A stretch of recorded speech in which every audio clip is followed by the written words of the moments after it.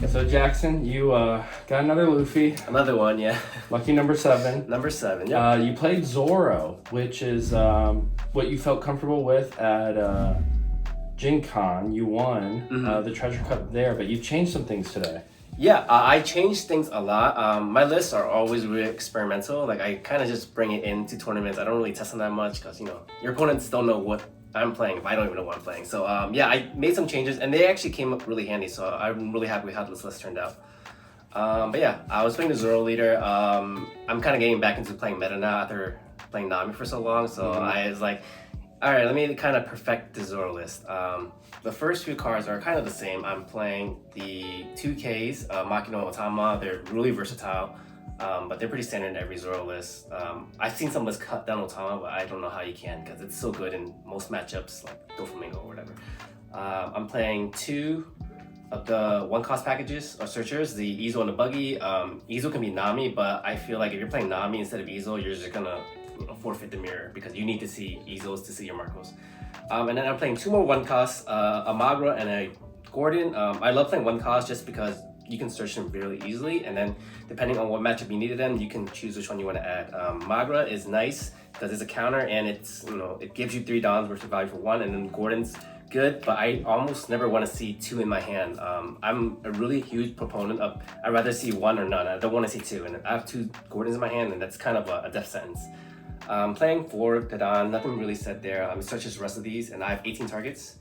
And then I added 2 Falsa, just because Falsa is really interchangeable with Jozu. It's basically just a wipe your pirates that is defensive. So Jozu's a 2k counter, Falsa's a blocker, and he really comes in handy against matchups that can't remove him easily, like blue or yellow.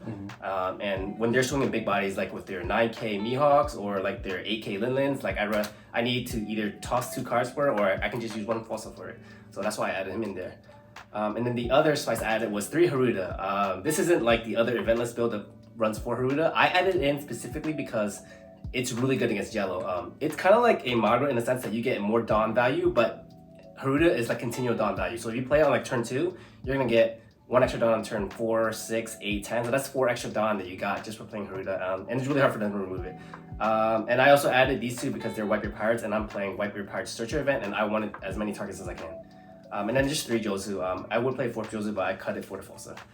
1 Marco, it's restricted, so I had to play 1, but even if it wasn't restricted, I'd probably still only play 1. I really never wanted to see that card unless it was like the late game. 4 Marcos, it's your win con in like 90% of the matchups.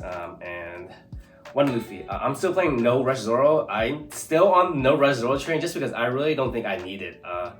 If I want to play Rush Fees, I want to play more Luffys if anything. If I play a Zoro, then they can just swing over it really easily.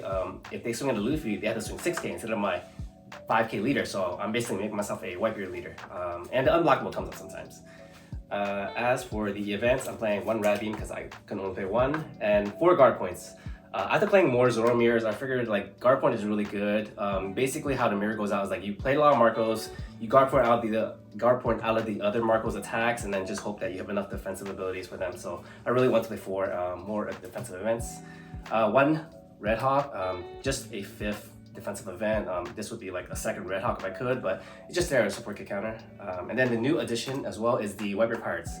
In the mirror, you need to see Marco, so I want the Wipe Your Pirates to either see a Marco or see an Easel that can grab me a Marco, so I added that in there.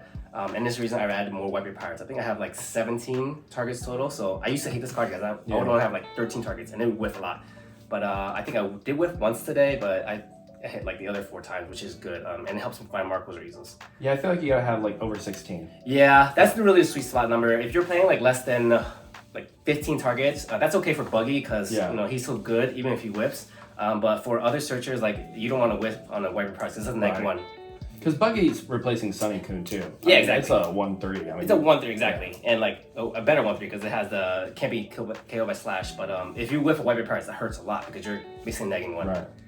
And then 2 Fiery Doll is really good at speeding up the game. Like I use it sometimes. I used to only use this for lethal attacks, but I started using it for like pretty lethal attacks to get them down to 0.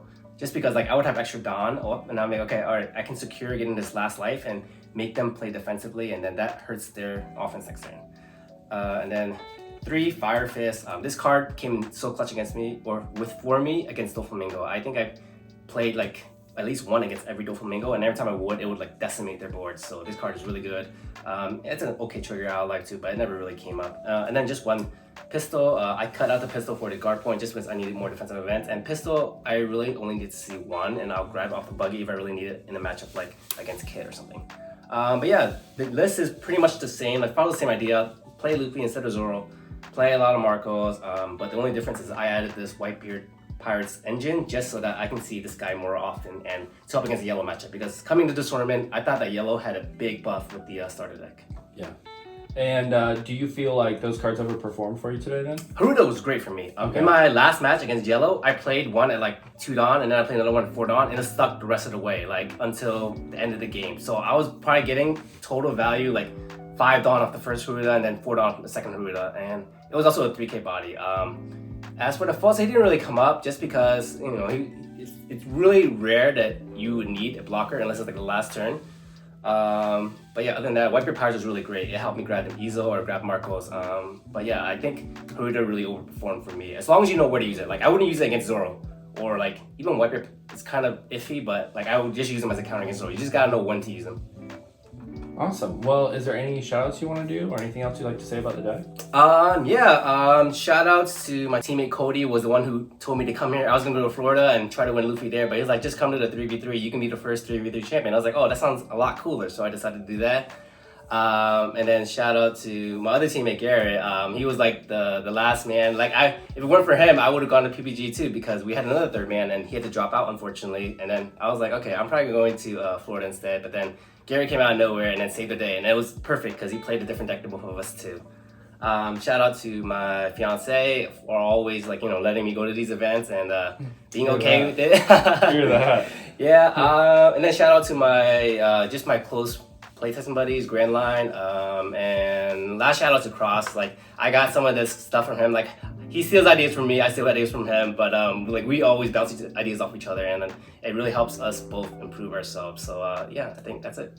Well, awesome. Thanks again, and congrats on the Luffy. I'm sure you'll be collecting Shanks here soon, so I look forward to watching that. No problem. Thank you.